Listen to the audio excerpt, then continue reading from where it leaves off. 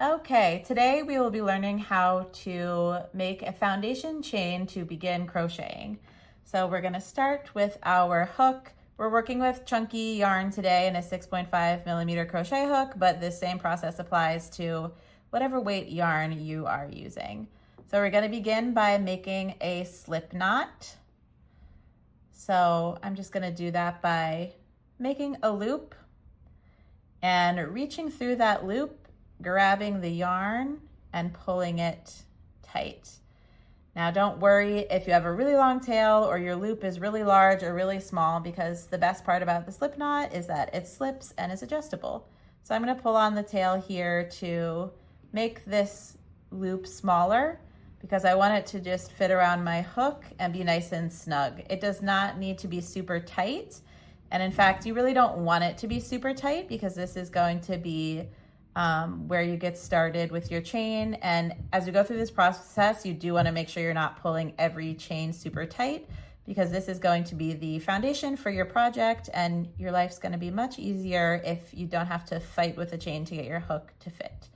So I'm going to begin by yarning over my hook. So this is a yarn over. We're going to wrap around from the back and use that hooked end of the crochet hook to grab onto the yarn and pull through that first slip knot. And you're going to notice you'll need to hold on to your tail or that first slip knot you made to kind of hold on as a base to get started.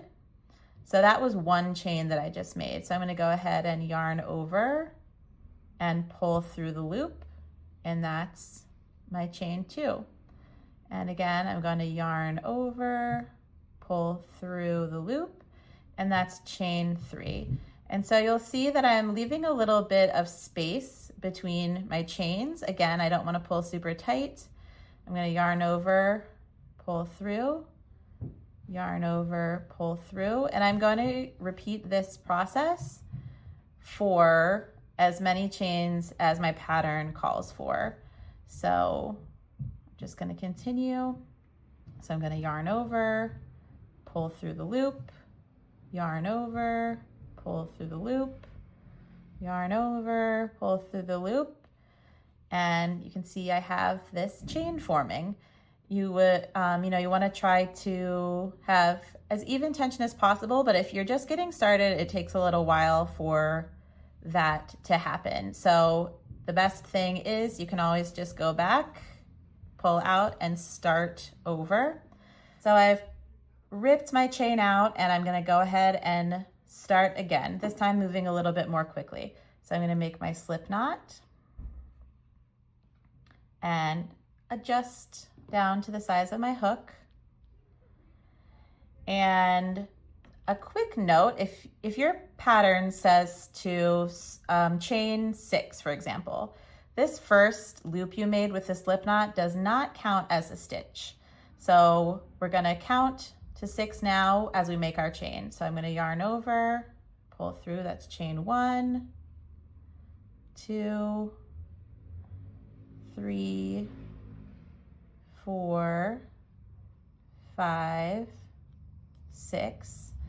And if you lose count, you can always go back and look at these little V's. Every little V you see here is a chain stitch. So we have 1 here. This is my first stitch. I have 1, 2, 3, 4, 5, 6. And we're never going to count the loop that's on the hook. So we don't count our slip knot and we don't count the loop on the hook. So you're just counting the stitches that you made in the V shape here. And there you have it. That is the chain stitch.